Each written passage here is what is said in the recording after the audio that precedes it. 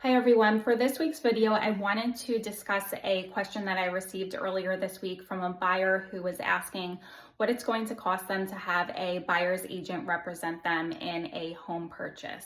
So with these new regulations that buyer's agents are required to have a signed buyer's agency agreement with a buyer prior to showing them any homes, within this agreement, it is stated what the buyer's agent commission is. And when you sign this agreement as a buyer, you are not signing that you are responsible for the commission. You're just signing that you understand what the commission is.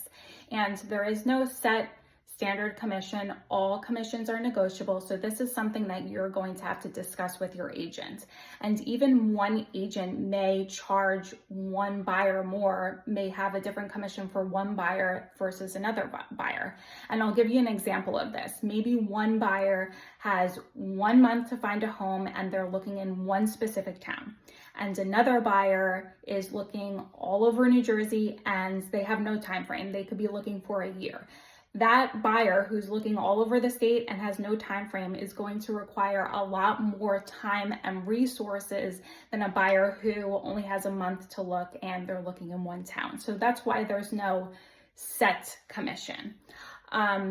Now, who's paying the commission? I want to give examples of this. So when you find a home that you'd like to make an offer on, your buyer's agent will reach out to the listing agent to find out if the seller is offering to pay anything for the buyer's agent commission. So if whatever the seller is offering is the same as whatever the amount is in the buyer's agency agreement, then that's great. There's nothing that you have to worry about. The seller is covering it. Now, if the seller is covering less than what is in your buyer's agency agreement, now you have some options of what you can do.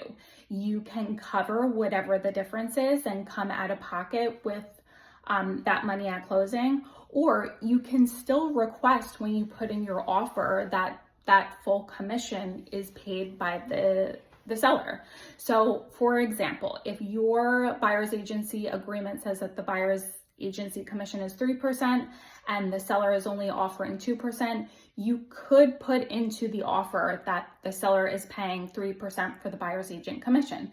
Now, it's going to affect how the seller views your offer, because at 3%, whatever number that you're offering is going to be a net less to them than the 2% that they're offering out. So just keep in mind, you can offer whatever you want, but the seller is going to be looking at their bottom number. So a seller could come back to you and say, you know, this is the number that we're willing to take at 2% commission, and here's the number that we're willing to take if we are paying the 3% commission. And then it would be up to you as the buyer. Do we want to pay a higher price, but the seller is willing to cover the full commission? Or do we want to pay a lower price for the house, but we're going to have to come out of pocket with a portion of the buyer's agent commission?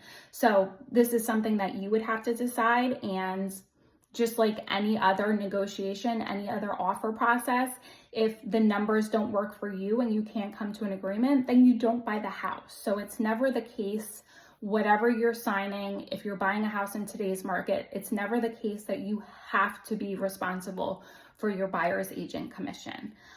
Hopefully this helps. If you have any other questions, please feel free to either leave a message or you can send an email to steph.geis@gmail.com.